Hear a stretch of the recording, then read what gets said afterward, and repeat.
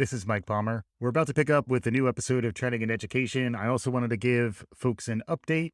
If you've enjoyed our Future of Work programming, we're about to launch a separate feed, Trending in Ed, the Future of Work, which will showcase and highlight some of the most interesting conversations I've had with thought leaders and CEOs and authors who have been thinking about the world of work and how it's changing. In fact, today's episode is going to be the first episode in that feed, going deep today on Udemy's recent 2022 Workplace Learning Trends Report. We'll be sharing much of this content through the main Trending in Ed feed, so those of you who enjoy the breadth and the range, stay tuned here. We're not going away, but for those of you who want a little more of a deep dive opportunity, we'll begin with the Future of Work flavor of Trending in Ed. Be on the lookout for EdTech, higher ed, K-12, diversity and inclusion. We'll be launching many of these sub-feeds in the coming weeks, but we're going to begin with the Future of Work. With that, hopefully you enjoy this episode. Thanks as always for listening.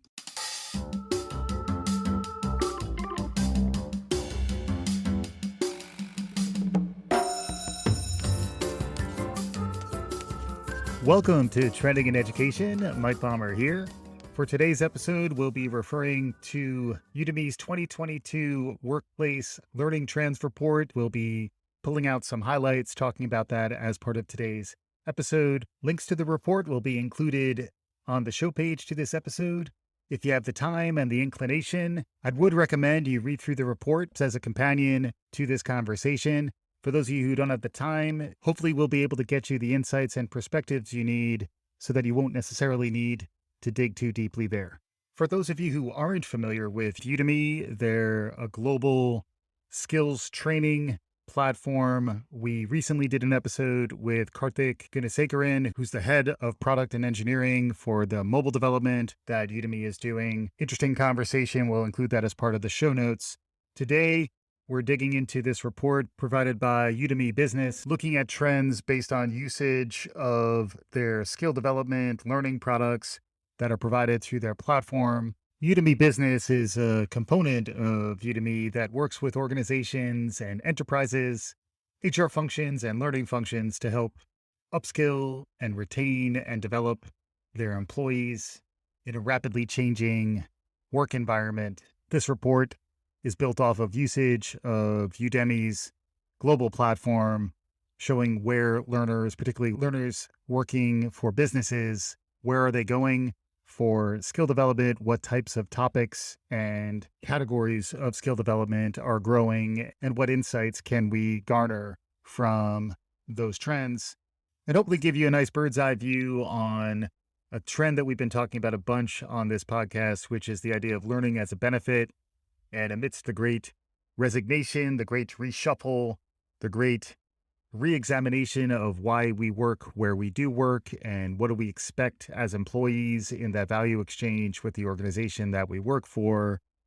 A lot of trends emerging in that space will hopefully give you some perspective on that and also give you a window into what a company like Udemy is looking at, where Udemy Business specifically is focusing on how Udemy can provide tailored learning programs for enterprise, so that if an organization is trying to stay ahead of the curve in terms of keeping their workforce engaged, limiting the churn, helping with retention, and also making sure that the workforce is equipped with the skills that pay the bills in the 21st century. We'll be talking about all of that as part of today's episode. To start, the executive summary lays it out nicely, where it basically says, there's a lot of clickbait and a lot of buzz around the Great Resignation, but under the hood, there are plenty of new trends that are emerging. This report tries to capture that in a way that learning leaders and individuals who are trying to take charge of their own learning paths in the future of their careers, even if you are in the midst of a shift or a reshuffle of your own. This report outlines 4 ways in which folks should be understanding where the world is and ideally setting forth a strategy either for their organization or the team that they're leading, or if it's really more just taking control and leading your own career development and skill development there's some nice insights that are shared within here. So, the four main areas to understand coming out of this report, one is the concept of power skills, which we've talked about before on this show. They're also called durable skills, which is language that I've been using. Any thoughtful learning strategy and human resource development plan is going to factor in the importance, the critical importance of power skills, durable skills, what traditionally have been called soft skills, into the thinking. We'll talk about that in a bit. From there, they get into how to mitigate the great resignation within your company by developing employees' career paths, which are a blend of developing their power skills, also developing the tactical skills they need, and many of them are technical.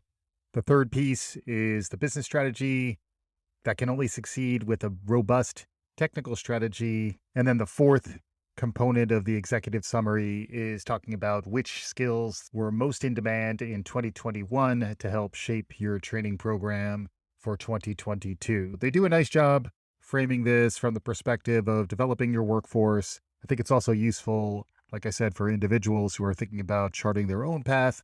Also, as someone who is starting my own business as an entrepreneur, it is useful to think about how you scale yourself and then how you think about the skills you'll need to be developing through partnerships. And as you start to think about hiring, it does provide a nice overview of the skills landscape and how to develop some thoughtful human resource strategy as we understand the future of work.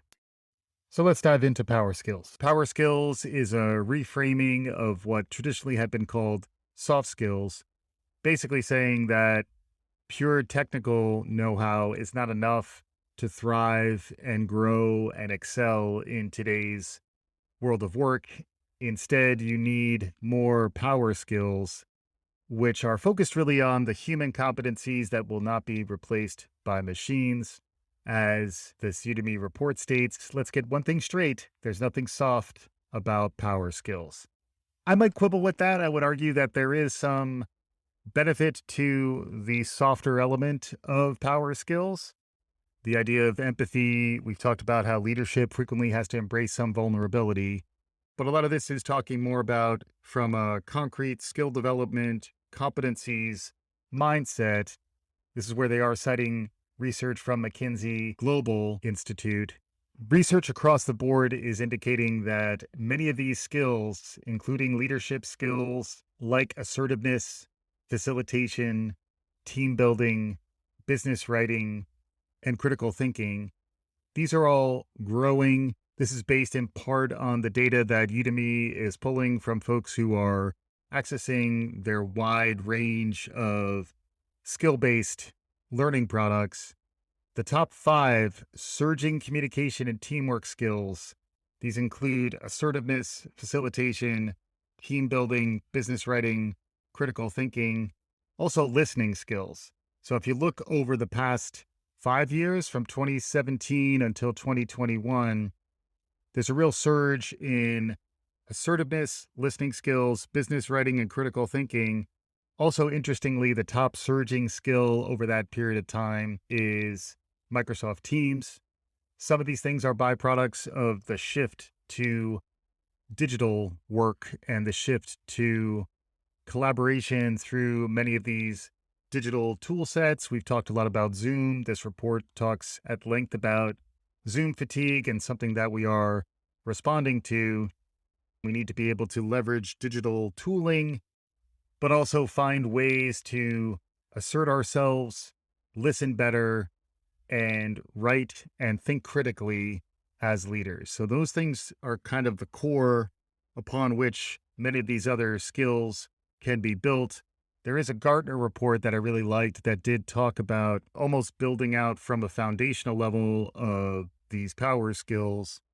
On top of those power skills, layering in more of the digital tooling and digital competencies that are less hard technical, more tactically relevant. And then from there, going into the new and emerging digital skills, more pure IT skills and competencies that are becoming critical at a tactical level and also critical at an organizational level if you are trying to lead an organization in the new economies that are emerging. Many of them require foundational digital competencies that really round out what your organization is able to do. And a related point is that we are looking increasingly for holistic understandings of our humans who work in our organization, where best case, they both possess the foundational knowledge and the foundational EQ and social emotional skills. Folks know I like to say, I get social emotional, baby. And organizations are as well when they think about how to grow leaders and how to grow that core set of durable power skills that will be resilient to all the changes that we see over time. And then the rapid training, the technical foundations that are needed to snap in new competencies as we see the world of work disrupting and the cycle time on new skill development, the half life of skills and competencies, all of that is accelerating so that you want a workforce that has these strong human, irreplaceable foundational skills, characterized as power skills here in this report, but then at the same time, snap in these new competencies, develop an organization where folks are driving their own learning, but also partnering more effectively with the organization to understand these are the skills that if you develop them and if you develop some passion and hunger to continue to grow in these areas, there's plenty of new job opportunities and career growth potential if you do pursue these things. Moving on to additional power skills, there's talk of diversity and inclusion, strategic thinking, OKRs, a more tactical component of leadership and management objectives and key results, problem solving and management coaching. Then they shift into productivity and collaboration, where just general computer skills, Microsoft Word, SharePoint, Windows 10, PowerPoint, Confluence. These are more the bread and butter of effective business collaboration in the 21st century. 70% of white collar employees are working from home nowadays. There's a new tooling around digital competency to be able to be an effective employee these days. This starts to highlight some of that. It also talks about efficiency around email and time management, where you need to be able to write a competent business email. You need to be able to demonstrate business acumen and critical thinking and computer skills to be able to do all of that effectively. But also, you need to figure out how to manage your time so that you're not constantly in a reactive mode checking your email. There is a good HBR article that is referenced in this report as well, which talks about how to spend way less time on email every day. Also talking about how to manage your engagement with email so that you're not constantly checking, constantly in a reactive mode, and you're able to actually do productive work independent of email management and be smart about your time management as it relates to engaging with your email so that you can become as effective an employee and as effective digitally tooled human as you can be. And then the last element of the power skills that they dive into is personal development and wellness. The most surging personal development and wellness skills, as witnessed by usage of Udemy's platform, interestingly, over the last 5 years, is guitar at a whopping 712%. This may be reflective of the quality of the guitar skill courses that are out there, but it also may be that we are looking for more holistic human development that will supplement our professional development.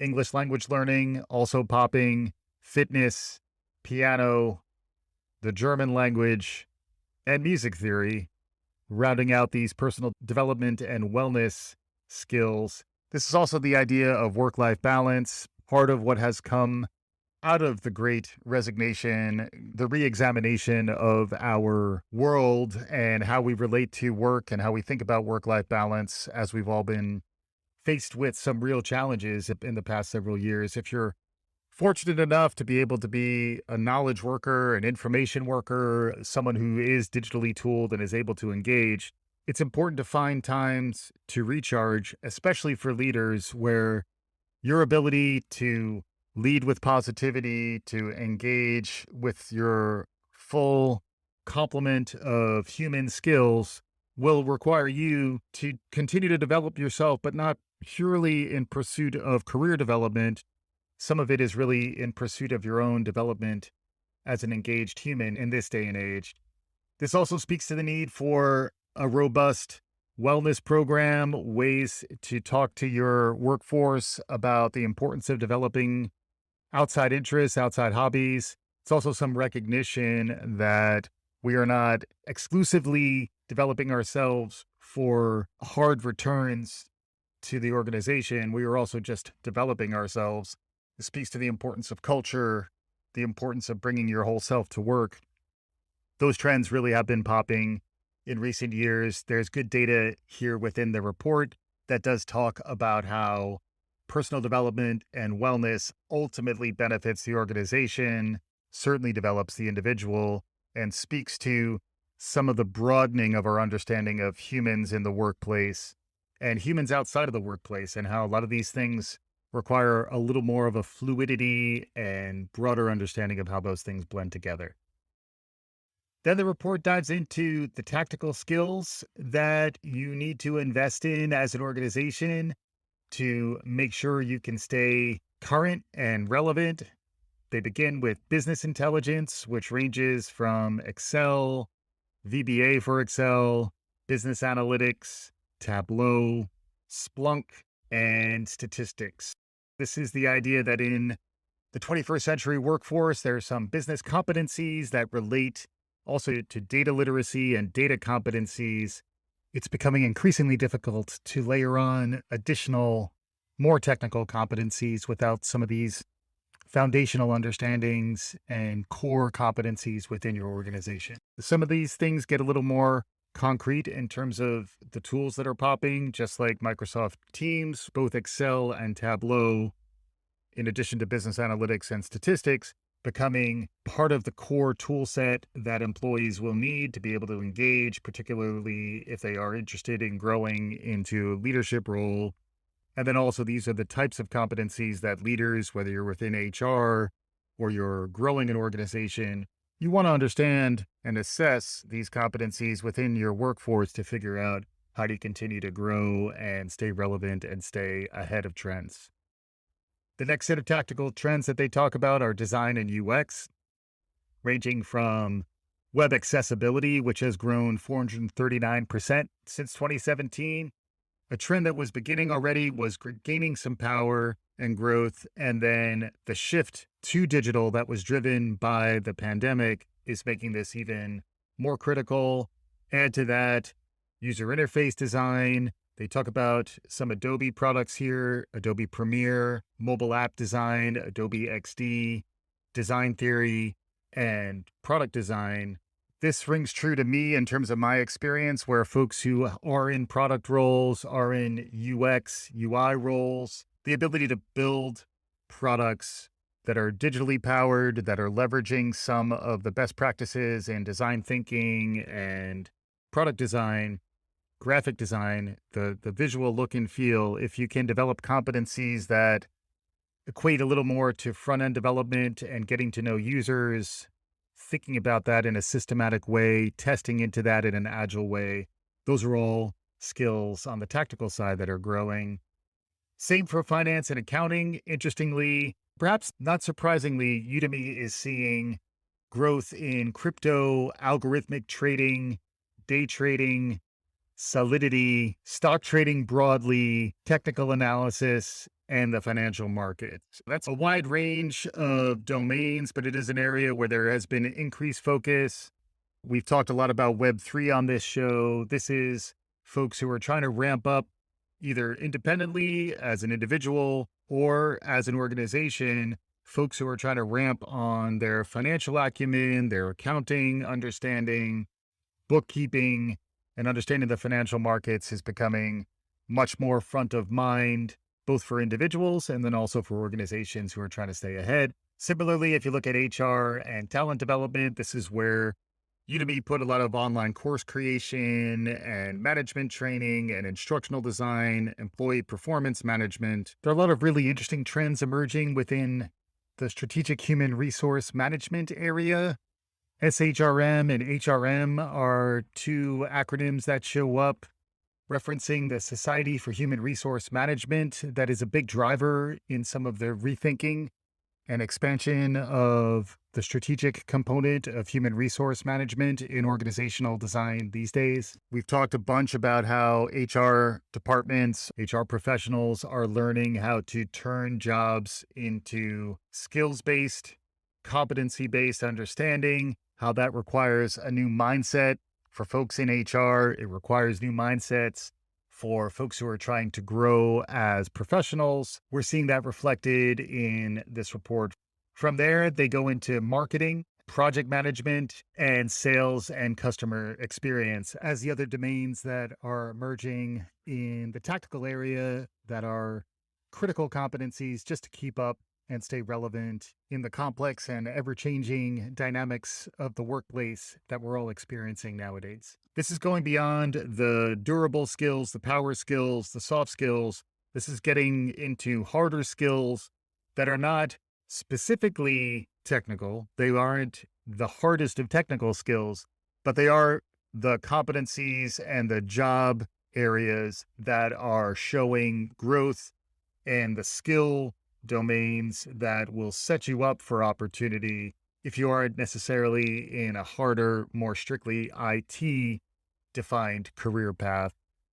Then they get into the IT skills themselves. They say here in the first slide of the technical skills section of this report that tech strategy is business strategy. Based on a survey that they conducted, 40% of CEOs said their CIO or tech leader will be the key driver of business strategy. Pausing on that number, 40%, 2 in 5 CEOs said their CIO or tech leader will be the key driver of business strategy. That's a huge number. It's something I have seen in my own experience where, in many ways, folks who are assuming those chief information officer, chief digital officer, chief technology officer, they are seeing in many ways that they're given the keys to the strategic path for the organization. And there are many underlying technical skills that kind of build up to career paths in technology that these technology leaders are looking at, CEOs are looking at, HR leaders are looking at, and then individuals who are trying to play with their head up, they're also looking at it because you do want to develop skills that will give you some immediate relevance and then ideally have some shelf life and some ability to stay current within these domains. They've outlined these as cloud computing, which is a range of Google Cloud, which is really popping, showing almost 800% usage growth within Udemy's platform over the last 5 years. Microsoft Azure, AWS Lambda, AWS CloudFormation, and Amazon AWS. Keep in mind, over this period of time, everything's gone to the cloud. AWS is the leader. It is interesting to see significant growth in Microsoft Azure and Google Cloud to, in some ways, indicate that while Amazon does have a leadership position in this space, a lot of the growth has been on these other platforms. It's another place where developing deep competency across platforms like Azure or AWS or Google Cloud makes sense, but also more of a generalist competency around cloud computing where you understand and can provide value perhaps as a consultant or as someone who's thinking more about the architecture. What's similar, what's different, where are there competencies that really span cloud computing, and where are they more about getting your hands-on expertise within an individual ecosystem, whether it be Amazon or Microsoft Azure or a Google Cloud. Interesting stuff. Hopefully we'll be able to dive in a little more there over time to understand how cloud computing works and how it relates to the future of work. Cybersecurity is the next domain that they get into. Interestingly, for cybersecurity, there's an alphabet soup of certifications that are emerging. It is a rapidly evolving space where it's only as up to date as the last threat, the last cyber attack. The underlying competencies that we're looking at here are around network security. There's been a lot of growth in ethical hacking.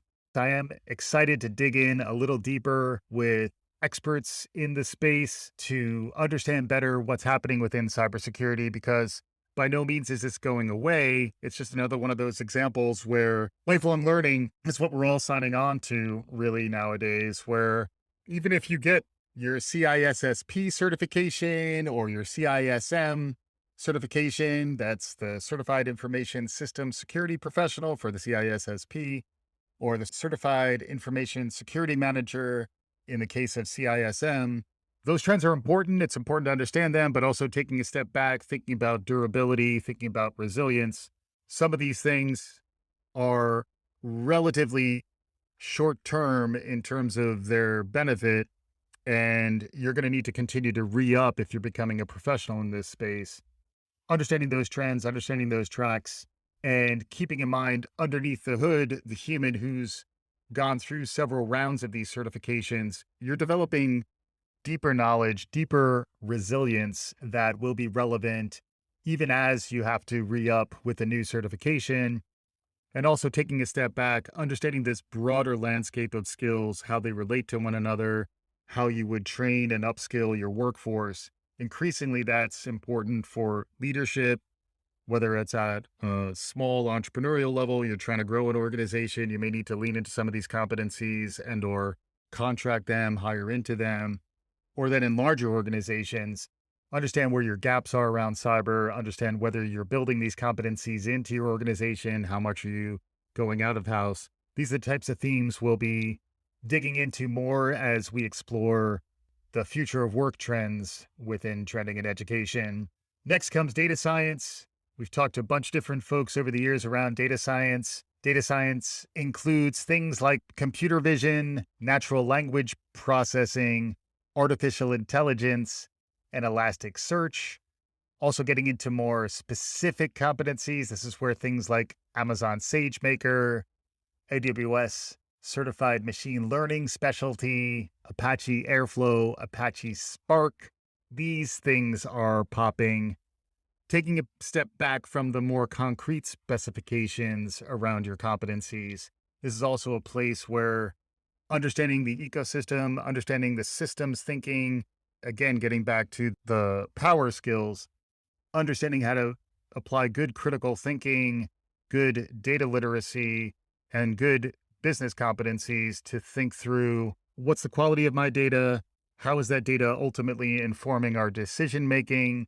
How is our data warehoused and stored? This connects a little bit more to the cloud operations, so that if we are developing some competencies around mining the data for insights and helping that chart our strategic path, who are the humans who have an architectural understanding of that, who has the business sense combined with the harder technical knowledge, and then also the EQ and savvy to be able to bring in experts, bring in folks who have more competency than you do as a leader, but have enough awareness and readiness to be able to make good decisions based on the expertise that is brought in by your experts who understand data science. Also, if you've looked at compensation, ramping into data science and becoming more of an expert, it's where a lot of the boot camps have emerged recently, are all preparing an employee to perform more high value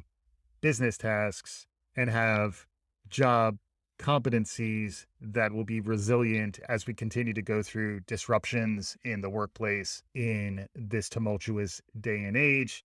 Then they get into IT operations, and software development is the last one that they talk about. IT operations gets more into server administration, backend, computer networking, PowerShell.